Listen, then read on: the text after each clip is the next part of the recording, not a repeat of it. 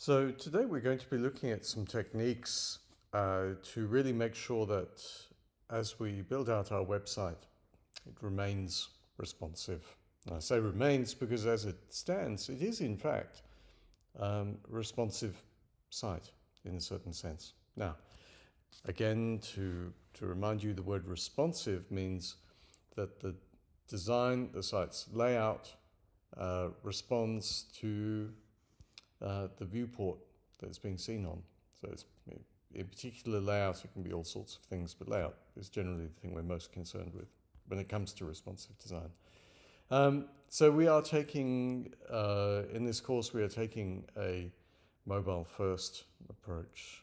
In my view, that's by far the most logical way to go about building a responsive design. For one thing, the majority of our users, our audience, are using mobile phones and to view our sites. That's generally the case with most sites. It might be that the more in-depth usage is in fact on larger devices. As we've discussed in class, if you're booking a flight, it's a lot nicer to do that on a desktop version of the site versus a mobile view. But you might use that your phone to check the availability or to check prices or things like that. As we've seen, as we pull out the browser window, our central kind of column here increases in width, and as we reduce it, it shrinks because we've defined that width as a percentage. A nice fluid unit, the web being this sort of fluid, squishy kind of medium, very, very unlike things like print design, where we're dealing with fixed widths and absolute dimensions. So percentages are quite a good choice. They're not the only one. There are other units that we'll be using later on as well that are useful. We've also constrained the width of the column using the CH unit, the character unit. So we've constrained that so that the lines of text are not too long. Perhaps we should actually, in fact, constrain it a little bit more, looking at that. But one nice thing about that is that it switches to using a percentage as we on a very small screen, and it just doesn't continue to expand out to a ridiculous length. 90% of a width such as this would be a bit crazy as far as line length goes, as far as measure goes, typographic measure. All right, so let's say though that as we increase the size of the viewport, we want certain things to happen. Let's say, for example, we wanted that we might want that heading to be a bit larger, or we might even want the paragraph text to be a bit larger. Let's try increasing the paragraph text because that's quite a good, straightforward sort of thing to do. We will also be looking in coming weeks at some more on responsive layout. The next video will cover introduction to using CSS grid, but we have to start somewhere. All right.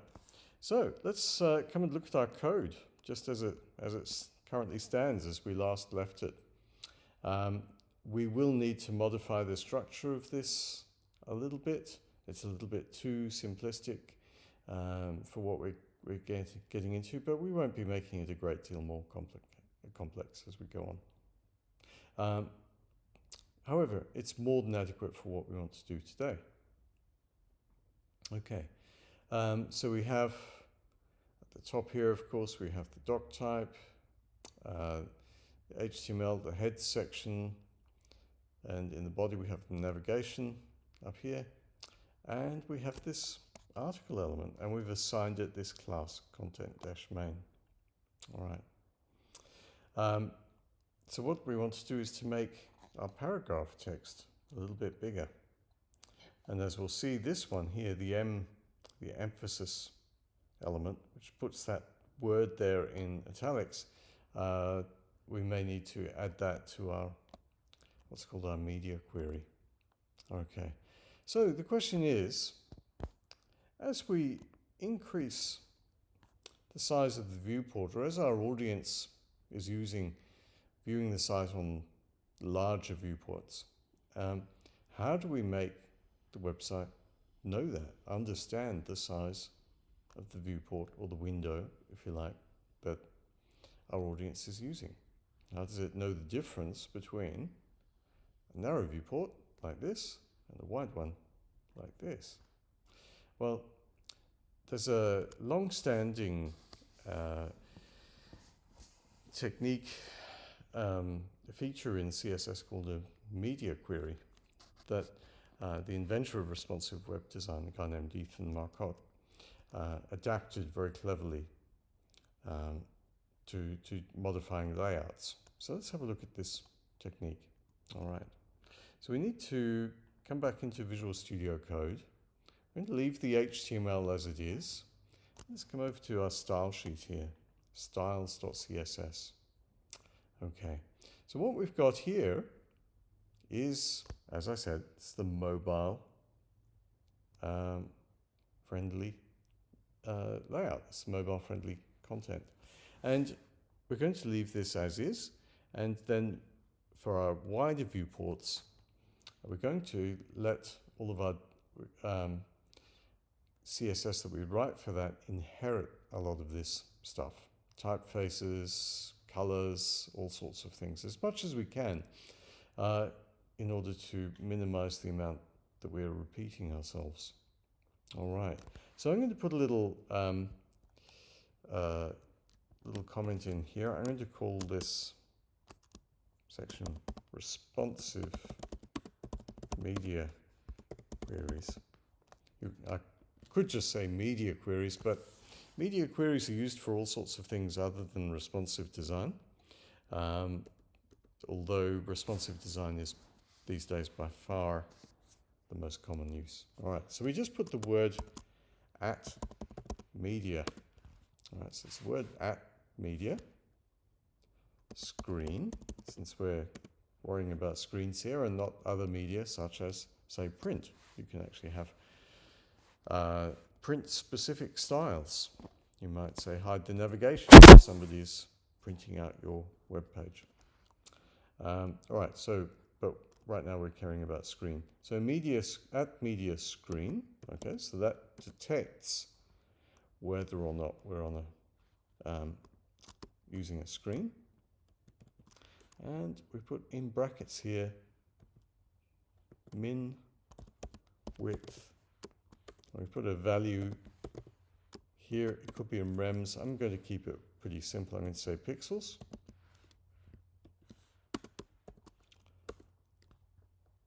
Okay. And let's have a look at what this means. So on screen, as we've said, and a minimum width, min width of 800 pixels. So that means if the viewport is 800 pixels or wider, do the stuff that's inside the braces here, the curly brackets, the squiggly brackets, as we say. All right, I call them braces. All right. So what we can do in here is we can actually redefine the styles for any of our classes or styles that we've associated with given to actual HTML elements. And it's the latter that I'm going to do right now. Okay, I'm going to modify one aspect of the P element, the paragraph element, just in here. All right, so I've put that in. Again, there's no dot because what I'm doing is styling up the paragraph element. And what I'm going to do is to change the font size. Now, I could use one of these larger. I don't like to be as vague as that.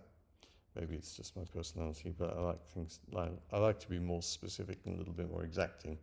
So I'm going to just say, rather than 1 rem, I'm going to make it obvious. I'm going to say 1.5 rem. Okay, so 1.5 times 16 pixels, since 1 rem is 16 pixels by default. That will make it 24 pixels high. So I'll put a little comment here, just a little reminder. So 24px.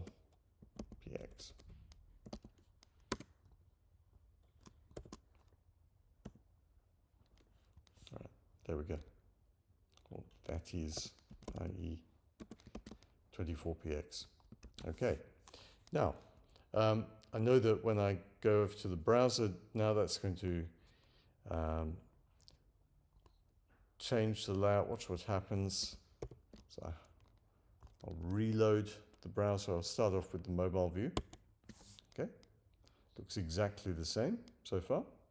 But now I'm going to increase the width of that viewport, make that window wider. You see that? So just as I bring it up to this width, which must be 800 pixels. Again, that's CSS pixels, not device pixels. I'm looking at this on a Retina display on my MacBook.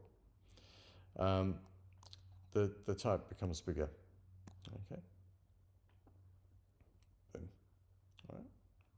See that? So it is sensing that it is on a bigger display. Now, as I mentioned, that M element, the emphasis element, which is putting that type in italics, is still defaulting to the smaller size. Okay, so I'm going to come back to Visual Studio Code, and I'm going to put in comma, and then M.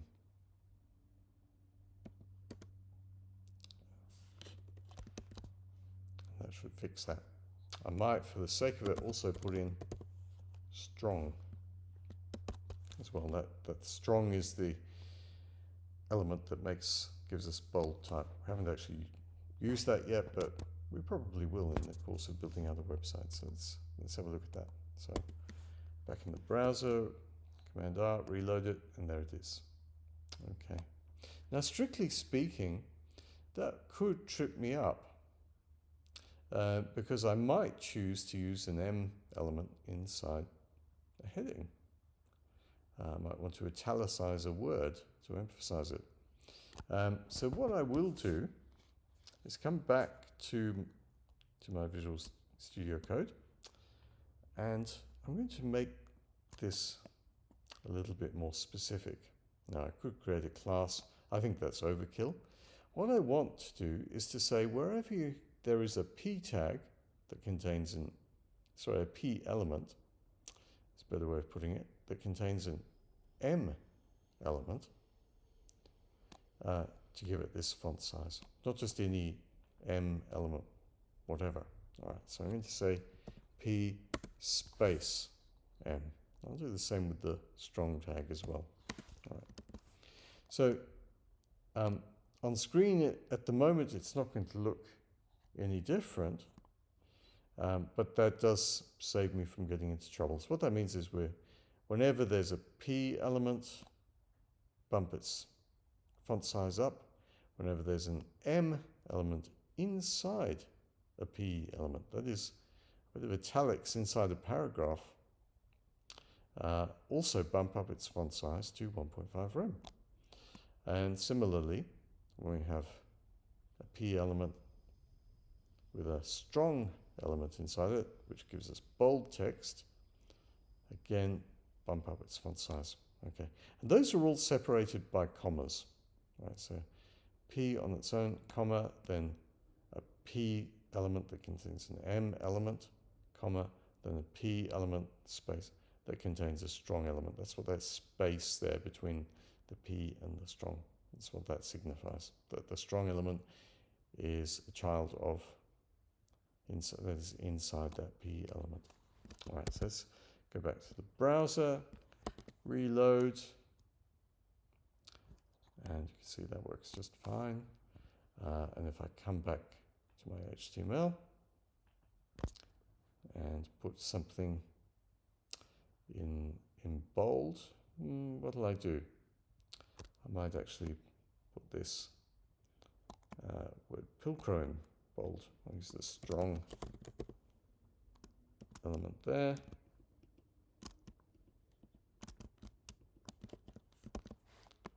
Okay, we should see that word Pilcrow appear in bold.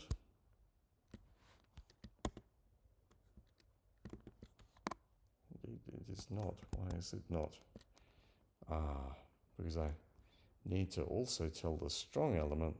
So I should do that in general. I should do that up here under my typography section.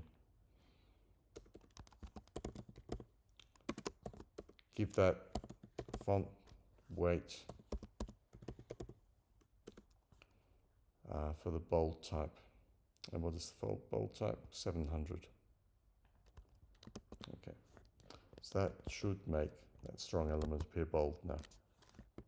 Boom, there we go.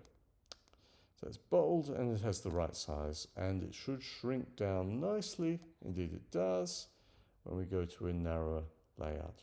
Okay, so that's a very, very simple example of responsive design in action. We're just increasing the font size as we look at it on a wider screen. And next time we'll be looking also at changing the layout. We'll put in, say, some kind of an aside, which on a small screen will go underneath, and on a wider screen will go next to this column. We'll be having a look at very, very simple grid-based layouts. All right, but I think that's enough for now. Just a little recap. So the work of changing the page as it gets wider is done by this line here at media, seeing what medium the page is on. The medium is screen, and with a minimum width of 800 pixels. And then when the viewport is 800 pixels or wider, we increase the paragraph text and some related sort of styling, bump that up to 1.5 rem.